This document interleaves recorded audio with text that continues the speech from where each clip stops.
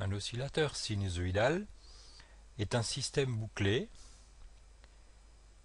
placé délibérément dans un état d'instabilité. Il comporte une chaîne directe, H de P, qui est construite autour d'un amplificateur opérationnel ou un amplificateur à transistor, suivant la fréquence de travail. Voilà la chaîne directe. Voilà sur une maquette didactique la partie qui correspond à la chaîne directe avec le transistor qui fonctionne en amplificateur, l'entrée, la sortie. Et puis l'oscillateur comporte aussi une chaîne de retour ou chaîne de réaction, K de P, qui prend le signal de sortie, qui est sinusoïdal, qui prend ce signal de sortie et en réinjecte une partie, une fraction, sur l'entrée de l'amplificateur. Il s'agit donc d'un système bouclé. Voilà sur la maquette didactique le quadripôle de réaction. La sortie de l'amplificateur est ici, la sortie de H de P, et on va ici sur ces composants, condensateur, bobine, condensateur, qui constituent le quadripôle de réaction. La sortie du quadripôle de réaction est réinjectée sur l'entrée de l'amplificateur. Voilà le signal que produit ce montage, c'est un signal sinusoïdal. On constate que l'oscillateur est un circuit particulier qui comporte une sortie sinusoïdale, mais il n'a pas d'entrée. C'est un générateur de signaux sinusoïdaux. Part d'entrée, évidemment, par l'alimentation. On définit donc la transmittance H de P, qui est la transmittance de la chaîne directe, transmittance de la place. On définit la transmittance de la chaîne de retour K de P. Et on définit la transmittance de boucle, qui est le produit des deux, T de P. La transmittance de boucle, c'est H de P fois K de P.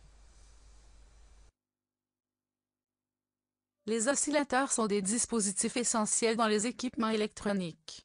Ils assurent la production et la stabilité en fréquence des signaux nécessaires au fonctionnement comme la fréquence de la porteuse d'un émetteur, la fréquence de l'oscillateur local de réception dans le récepteur, le signal d'horloge de tous les systèmes numériques, etc.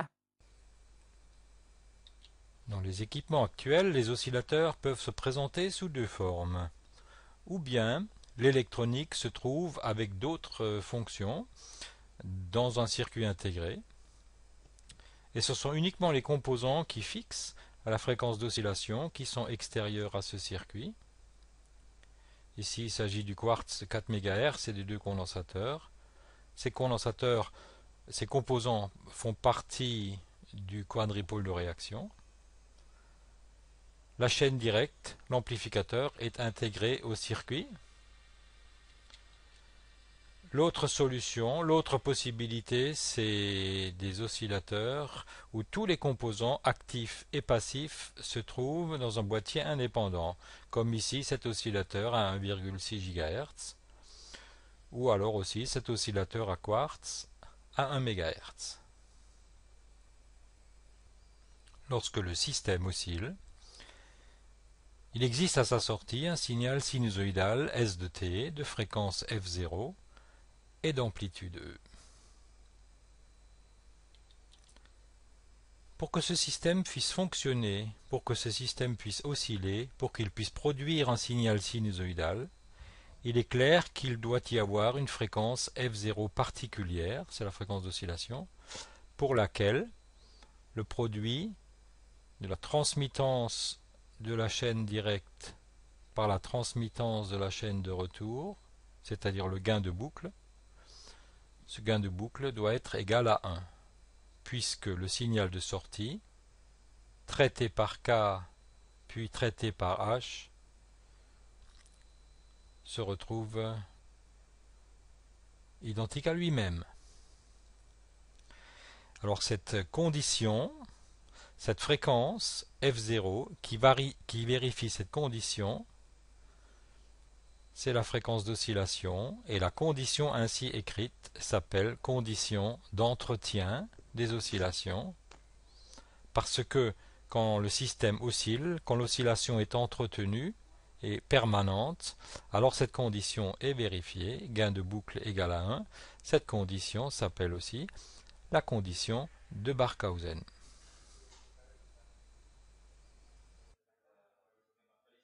Qu'est-ce que je vais pouvoir en faire de cette condition de Barkhausen? Je veux dire, dans la pratique, je vais l'utiliser comment? J'avoue que ça me semble un peu compliqué. Alors cette condition de Barkhausen se traduit en pratique par deux relations, par deux équations. Dire qu'un nombre complexe est égal à 1, ça veut déjà dire que son module est égal à 1. Et le module de cette transmittance de boucle, le module de T de j oméga, c'est le produit des deux modules, H de j oméga et K de j oméga. Ce qui peut aussi s'écrire que le module de H de j oméga égale à l'inverse du module de K de j oméga. Par exemple, si le quadripôle de retour atténue d'un facteur 4, c'est-à-dire que le signal en sortie du quadripôle K est le quart du signal d'entrée, à ce moment-là, l'amplificateur doit avoir une amplification de 4. Le signal est amplifié d'un facteur 4, puis il est divisé d'un facteur 4, et le gain de boucle, HK, est égal à 1. La première règle donc qu'on peut dégager, c'est qu'à la fréquence d'oscillation, à la fréquence où l'oscillateur fonctionne, l'amplification de la chaîne directe compense l'atténuation du quadripôle de réaction. Mais dire qu'un nombre complexe est égal à 1, ça veut aussi dire que son argument est nul, puisque l'argument de 1 est nul.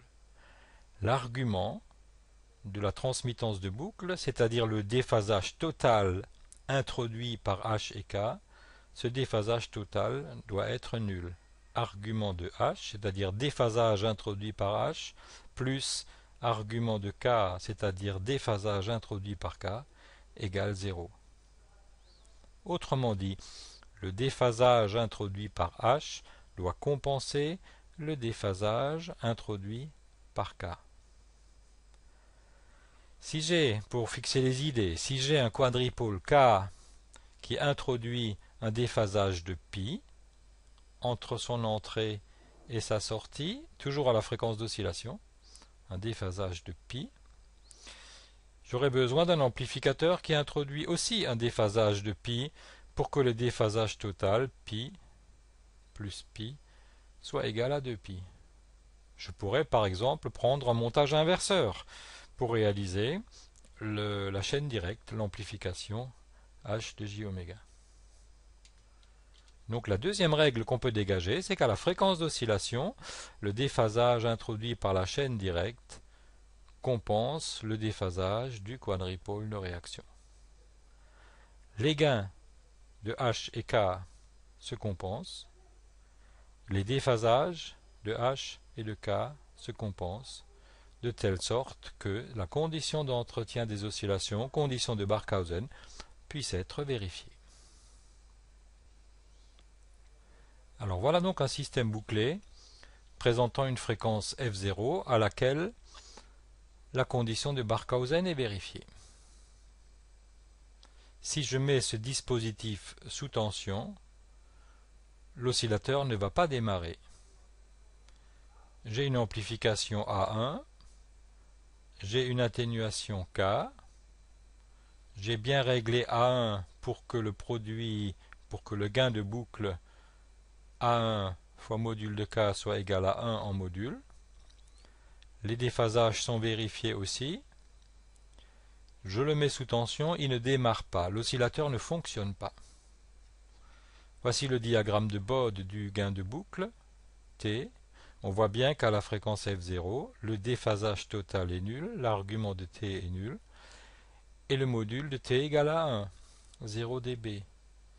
Si on met ce dispositif sous tension, il ne démarre pas.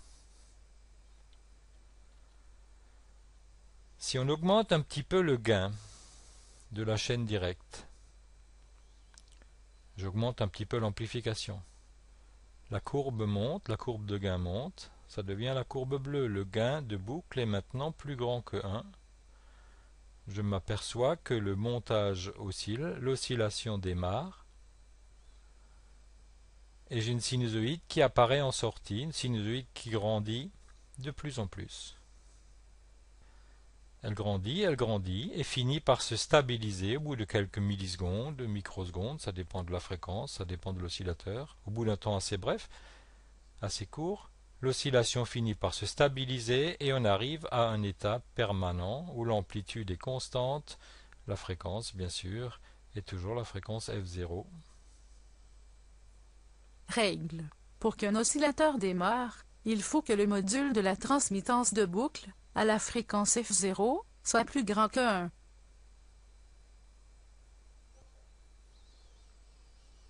Alors, voilà ce qui se passe lorsqu'on applique une perturbation à l'entrée d'un système linéaire comme un oscillateur. Le comportement du système linéaire dépend de la position des pôles dans le plan complexe. Si on veut fabriquer un oscillateur, eh bien on se place volontairement, délibérément, en instabilité. Et on s'arrange pour qu'il y ait au moins deux pôles complexes conjugués à partie réelle positive. Voilà les deux pôles complexes conjugués. Ils sont dans le demi-plan de droite. Ce sont des pôles à partie réelle positive. Le système est instable et il répond à une impulsion, à une perturbation par une oscillation croissante. C'est bien ce qu'on observe quand on enregistre l'oscillogramme du signal à la sortie de l'oscillateur. Une oscillation croissante caractéristique d'un système instable. Alors pour arriver à cette instabilité, on utilise un système bouclé dans lequel on réinjecte une partie, une fraction du signal de sortie grâce à un quadripôle de réaction. C'est la boucle de retour qui permet de créer cette instabilité. Alors une fois que l'oscillateur a démarré, l'oscillation croît et on va montrer dans les diapos suivantes que cette oscillation va se stabiliser à une certaine amplitude. L'amplitude ici est constante. Ça veut dire que les deux pôles ne vont pas rester là, parce que s'ils restent là, l'oscillation croît. Il y a des phénomènes non linéaires qu'on va expliquer un petit peu dans les diapos qui viennent. Et ces deux pôles vont se déplacer progressivement pour finir sur l'axe. Et quand les deux pôles sont sur l'axe, l'oscillation a une amplitude qui est fixe. On se trouve dans la situation B. On récapitule. À la mise sous tension, le système est instable, les pôles sont à partie réelle positive, l'oscillation démarre, et ensuite les pôles se déplacent et deviennent des pôles à partie réelle nulle, ils se retrouvent sur l'axe, et là l'oscillation a une amplitude stable. Il y a quand même un truc que je ne saisis pas très bien. Comment peut-on avoir, à la fois, un gain de boucle supérieur à 1 pour le démarrage et égal à 1 pour l'entretien des oscillations? À la mise sous tension, les fluctuations dues à l'agitation thermique des électrons provoquent le démarrage de l'oscillateur, à condition qu'il existe une fréquence F0 à laquelle le déphasage total soit nul et où l'amplification de la chaîne est supérieure à 1. Voilà la situation à la mise sous tension. On a réglé l'amplification pour qu'elle soit un petit peu plus grande que l'atténuation. On a supprimé le fil qui réalise le bouclage. Voilà le signal à l'entrée. Voilà le signal amplifié par H. Voilà le signal atténué par K. On voit que le signal de sortie de la boucle est un petit peu supérieur à l'entrée. On a bien un gain de boucle plus grand que 1. Si on réalise cette condition, l'oscillation va démarrer si on met un fil ici entre la sortie du quadripôle de réaction et l'entrée de l'amplificateur. Alors si maintenant on augmente l'amplitude du signal d'entrée, aux fortes amplitudes, l'amplificateur sort de son domaine linéaire et on voit apparaître un écrêtage. Le signal à l'entrée ici, le signal en sortie de l'amplificateur qui est écrêté. Le quadripôle K est souvent un filtre, donc qui garde que le fondamental du signal. Et le fondamental du signal, quand le signal est écrêté, le fondamental est plus faible que s'il n'était pas écrêté. Et on voit ici qu'on a une amplification égale à 1. Et on se rend compte que le gain de boucle qui était supérieur à 1 ici est devenu égal à 1 grâce à l'écrêtage apporté par l'amplificateur. Alors bien sûr, si on compte sur l'écrêtage pour ramener le gain de boucle à 1, on obtient en sortie un signal sinusoïdal déformé de mauvaise qualité. Alors pour éviter ce souci, pour ne pas confier ce travail à l'écrêtage, aux non-linéarités, on peut aussi utiliser, c'est ce qu'on fait souvent, on peut aussi utiliser un amplificateur un peu particulier, équipé d'un contrôle de gain, qui diminue son amplification aux fortes amplitudes. Voilà VE, voilà l'amplification de l'amplificateur. On voit que pour les faibles signaux, l'amplification vaut A max, et pour les amplitudes plus fortes, par ici, l'amplification est plus faible que A max. Ceci permet d'avoir un gain de boucle plus grand que 1 au moment du démarrage, quand les signaux sont faibles, et au fur et à mesure que le démarrage se fait, la sinusoïde augmente en amplitude, l'amplification de l'ampli baisse petit à petit, et on arrive ici à un point d'équilibre où le gain de boucle sera alors égal à 1. C'est plus l'écrêtage qui fait le travail, mais c'est l'amplificateur à gain commandé qui fait ce travail de diminution du gain aux fortes amplitudes. L'avantage, c'est qu'on n'a plus écrêtage du signal, donc on n'a plus de déformation, donc on a moins d'harmonique, on a une pureté spectrale, une sinusoïde plus propre, avec moins d'harmonique, on a une meilleure pureté spectrale. Voilà un exemple d'un tel amplificateur avec un contrôle automatique de gain. Le signal de sortie et subit un redressement. Alors il est utilisé bien sûr, hein, mais il est aussi récupéré par la diode et la résistance, et il subit une détection crête. On a donc ici une tension négative, puisque la diode est dans ce sens, on détecte la crête négative. On a ici une tension négative qui est d'autant plus forte que l'amplitude est élevée. Et cette tension négative va commander la résistance RDS du transistor à effet de champ. Ça sert à quoi? Eh bien, on a ici un amplificateur opérationnel monté en amplificateur non inverseur. La patte moins, la patte plus. Voilà ici l'amplification. L'amplification est définie par la résistance R et la résistance R' en série avec RDS. Voilà l'amplification 1 plus R2 sur R1, 1 plus R divisé par R' plus RDS. Et comme RDS dépend de la tension, et comme la tension de grille dépend de VS, on a un amplificateur à gain variable dont l'amplification diminue quand la tension de sortie augmente. Un tel montage réalise très bien cette fonction d'amplificateur dont l'amplification baisse à fort niveau. Il y a évidemment quantité d'autres montages possibles.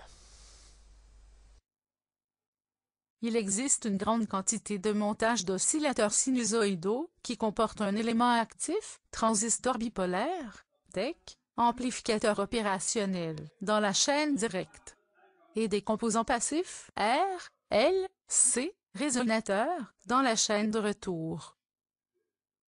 La condition de phase donne en général la fréquence d'oscillation. La condition de gain ou condition de démarrage donne en général une condition à remplir par les composants qui déterminent l'amplification. Alors voici un premier exemple d'oscillateur, de montage d'oscillateur, c'est l'oscillateur à pont de Wien.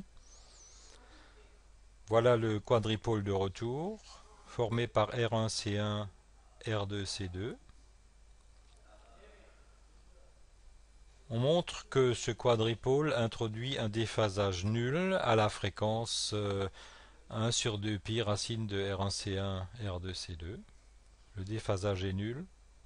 L'atténuation vaut K0, qui s'exprime en fonction des composants. Pour faire un oscillateur avec ce quadripôle de réaction, il faut donc un amplificateur qui ait une amplification qui compense K0, donc une amplification égale ou un peu supérieure à 1 sur K0. Et un amplificateur non inverseur, puisque le déphasage introduit par K est nul.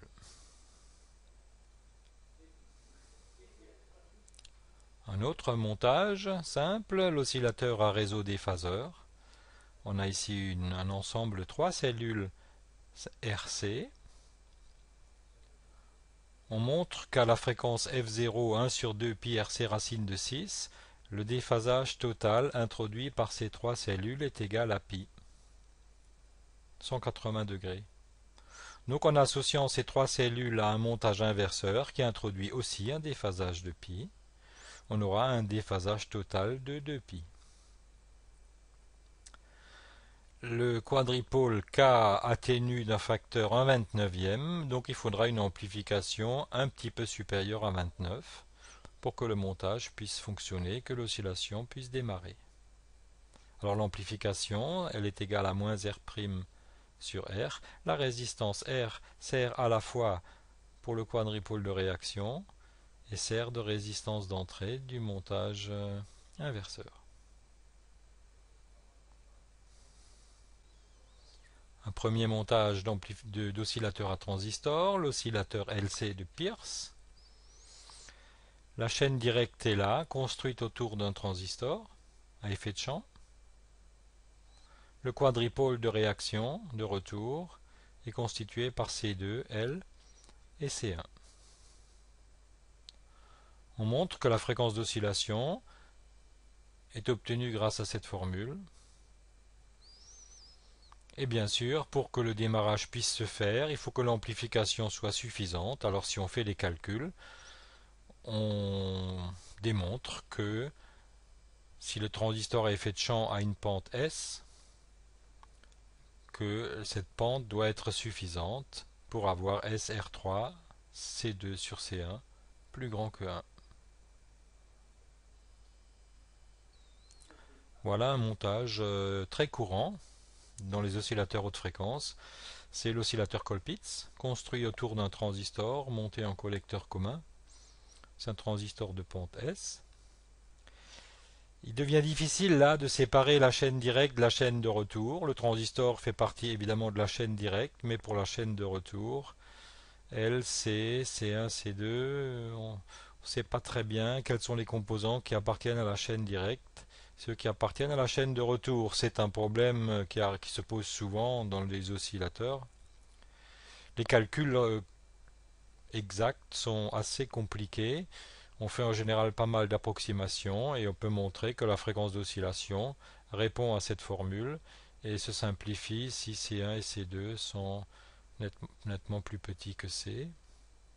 Donc la fréquence d'oscillation est principalement déterminée par L et C, mais pas tout à fait. Et pareil, pour que le montage puisse démarrer, il faut que la condition soit réalisée ici. Condition sur le condensateur C1. On a toujours dans les oscillateurs, on a toujours une condition de phase qui nous donne la fréquence d'oscillation, et puis une condition sur les gains qui nous donne une inégalité que doivent respecter les valeurs des composants. Voici une variante de l'oscillateur Colpitts, c'est l'oscillateur LC de Clapp. La variante, c'est qu'on a rajouté ici un condensateur C3 en série avec la bobine.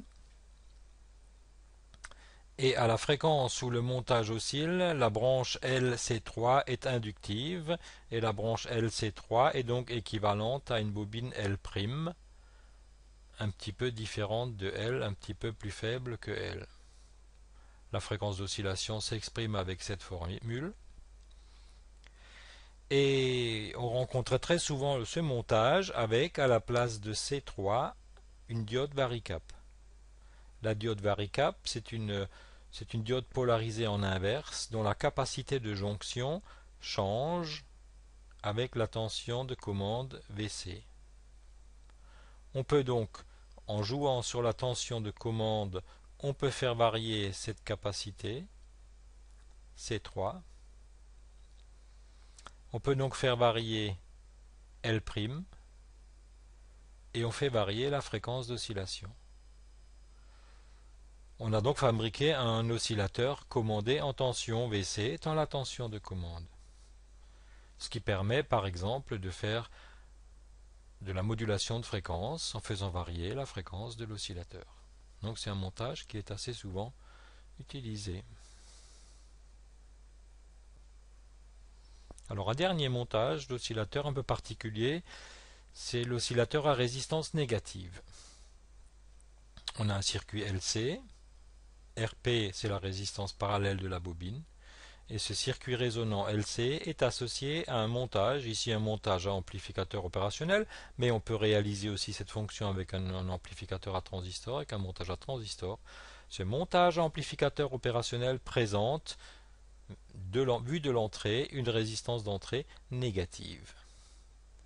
Alors cette résistance négative va se mettre en parallèle avec la résistance RP de la bobine, et si on choisit bien la résistance R négative, qui est ici négative, eh bien on va pouvoir annuler la résistance parallèle de la bobine et fabriquer ainsi une bobine dont la résistance parallèle est infinie. Une bobine sans résistance de perte. On a un circuit LC sans perte et ce circuit, on montre qu'il est le siège d'oscillation sinusoïdale. Alors là, c'est un point de vue, on regarde ces genres de montage avec un point de vue très différent de celui qui consiste à séparer la chaîne directe de la chaîne de retour. Là, on n'est plus du tout dans cette optique-là et on travaille plutôt avec l'aspect résistance négative qui vient supprimer la résistance d'amortissement de l'oscillation. Alors si on supprime la résistance RP par la résistance -R, on a un circuit LC, donc la fréquence d'oscillation ne peut pas être autre chose que 1 sur 2π racine de LC.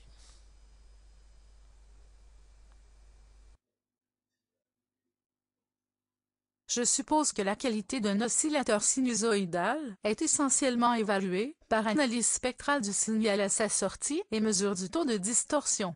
Ou bien? Oui, tout à fait. On a déjà vu que pour maintenir un taux de distorsion, le taux de distorsion en sortie de l'oscillateur à une valeur faible, il faut régler le gain de boucle juste un petit peu plus grand que 1 pour que l'oscillation puisse démarrer. Et il ne faut pas compter sur l'amplificateur pour écréter, pour ramener le gain à 1, mais il faut prévoir un dispositif de régulation du gain. Voilà l'oscillogramme le spectre, pardon, voilà le spectre du signal à la sortie d'un oscillateur. Il oscille à 1 MHz, voilà le fondamental à 1 MHz, et on s'aperçoit que cet oscillateur produit aussi des harmoniques, de l'harmonique 2, de l'harmonique 3 et un tout petit peu d'harmonique 4. Le signal en sortie de cet oscillateur n'est donc pas parfaitement sinusoïdal. On peut mesurer les amplitudes des harmoniques en dBm, et puis les calculer en millivolts, et en déduire le taux de distorsion, racine de h2 carré plus h3 carré plus h4 carré sur le fondamental f. Voilà, on a un taux de distorsion de 2,3%. C'est pas mal, mais c'est pas extraordinaire non plus.